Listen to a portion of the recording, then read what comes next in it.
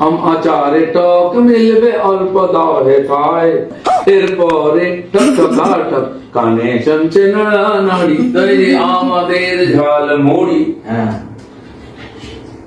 মন ভরে খান ঝাল মুড়ি। ঝালমুড়ি ঝালমুড়ি ঝালমুড়ি মুড়ি ঝাল মুড়ি, জিভে জল আনে ঝাল মুড়ি। নুনে চালকে গরম বালিতে যেই না নাড়ানাড়ি সাদা সাদা মুড়ি পাবে সরু মোটা মুড়ি।